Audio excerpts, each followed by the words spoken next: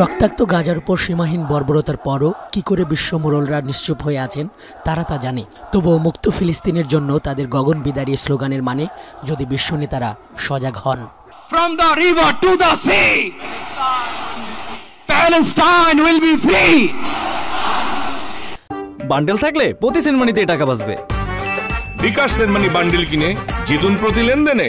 গেল শতাব্দী জুড়ে দখলদার ইসরায়েল কি করে পদপিষ্ট করেছে গাজার নারী, শিশু, লক্ষ বেসামরিক নাগরিক অধিকারকে তারা তাও জানে। তবুও তারা বার্তা দিচ্ছে গাজাকে নিশ্চিহ্ন করবার আগ্রাসন আর নয়। ফিলিস্তিন, ফিলিস্তিন। লাল সবুজ আর সাদা কালোর মিশেলে লক্ষ ফিলিস্তিনের পতাকা, বিক্ষুব্ধ লাখো মানুষ, রক্তের রঙে রাঙা প্যালেস্টাইন সলিডারিটি মুভমেন্ট বাংলাদেশের মূল মঞ্চ, এক কাতারে প্রধান রাজনৈতিক নেতা, শীর্ষ আলেম, তরুণ সমাজ, সব মিলিয়ে মানুষের চাপে একাকার ৭০ একরের সোহরাওয়ার্দী উদ্যান যেন এক খণ্ড ফিলিস্তিন।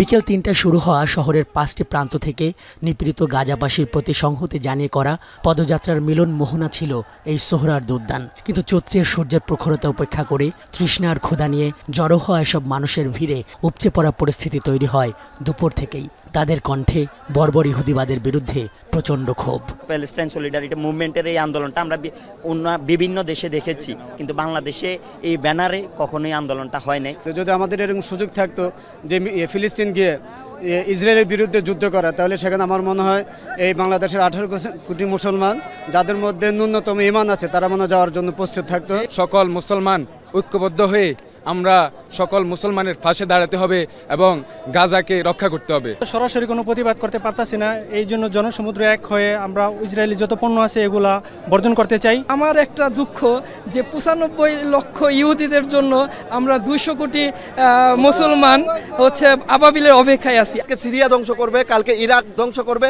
তারপরে ফিলিস্তিন ধ্বংস করবে, তারপরে ইরানের উপর হামলা চালাবে। এইরকম একদিন দেখা যায় তাদের যে বন্ধু, মানে এই যে ইসরায়েলের বন্ধু ভারত, এই ভারতকে দিয়ে কবে বলা যায় যে কবে বলতে পারে যে আপনারা বাংলাদেশের উপর সার্জিক্যাল স্ট্রাইক করুন। সহাবস্থান করছে।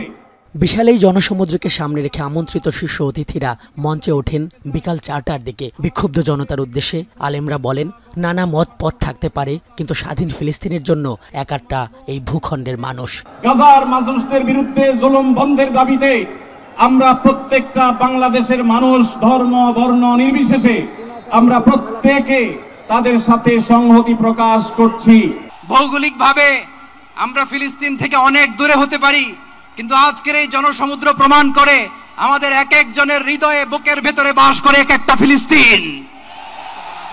আমাদের হৃদয়ে বাস করছে এক একটা গাজা। এরপরই শুরু হয় এই পদযাত্রা ও প্রতিবাদ সম্মেলনের মূল আয়োজন, ঘোষণাপত্র পাঠ। পত্রিকা সম্পাদক মাহমুদুর রহমান 4টি ধাপের 20টি প্রস্তাবের এই ঘোষণাপত্র পাঠ করেন। শুরুতেই আন্তর্জাতিক সম্প্রদায়ের প্রতি আহ্বান জানানো হয়, জায়নবাদীদের অব্যাহত এই গণহত্যার মতো অপরাধের বিচার করতে হবে আন্তর্জাতিক আদালতে। 1967 সালের পূর্ববর্তী ভূমি ফিরিয়ে দেবার বাধ্যবাধকতা নিশ্চিত করে পূর্ব জেরুজালেমকে স্বীকৃতি দিতে হবে ফিলিস্তিনের রাজধানী হিসেবে। যুদ্ধবিরতি নয়, গণহত্যা বন্ধে কার্যকর ও সম্মিলিত পদক্ষেপ গ্রহণ করতে হবে। কারণ এই মুহূর্তে বিশ্ব ব্যবস্থা যে ন্যায়ের মুখোশ পড়ে আছে, গাজার ধ্বংসস্তূপে সেই মুখোশ খসে পড়েছে।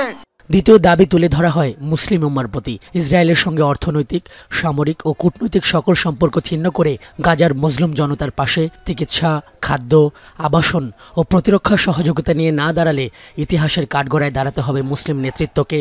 জায়নবাদের দোসর ভারতের হিন্দুত্ববাদী শাসনের অধীনে মুসলিমদের অধিকার হরণ, বিশেষ করে ওয়াকফ আইনে হস্তক্ষেপের মতো রাষ্ট্রীয় আগ্রাসনের বিরুদ্ধে ওআইসি ও মুসলিম রাষ্ট্রগুলোকে দৃঢ় প্রতিবাদ ও কার্যকর কূটনৈতিক অবস্থান নিতে হবে।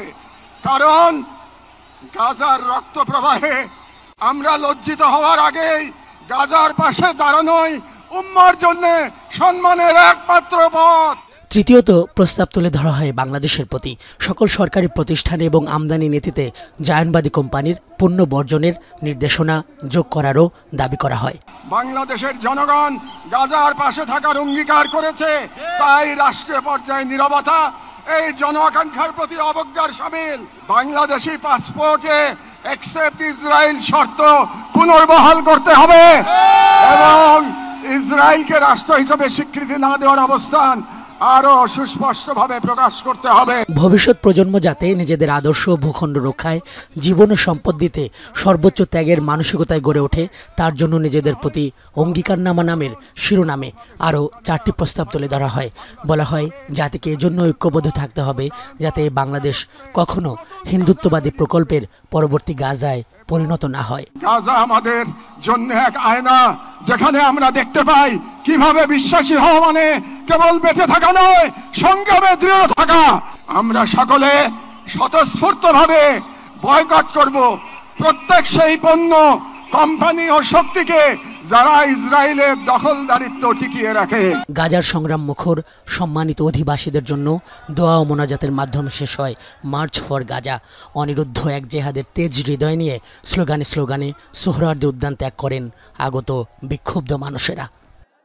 5 আগস্টের ঐতিহাসিক গণঅভ্যুত্থানের পর আরও একবার ঐতিহাসিক ঐক্য দেখলো এই ঢাকা, এই ঐতিহাসিক সোহরাওয়ার্দী উদ্যান। প্রায় সব রাজনীতির, সব মতপথের মানুষের এই যে ফিলিস্তিনের পক্ষে দাঁড়িয়ে যাওয়া, এটি জানান দেয় আল আকসার ঐতিহাসিক সংগ্রামকে হৃদয় দিয়ে ধারণ করে ঢাকা। একই সঙ্গে এটি এই বার্তাও দেয় যতবারই জায়নবাদীরা পৃথিবীর মানচিত্র থেকে ফিলিস্তিনকে নিশ্চিহ্ন করার চেষ্টা করবে, ততবারই জীবন দিয়ে তা প্রতিহত করতে প্রস্তুত এই মানুষেরা। সোহরাওয়ার্দী উদ্যান থেকে আজহার লিমন, এখন ঢাকা।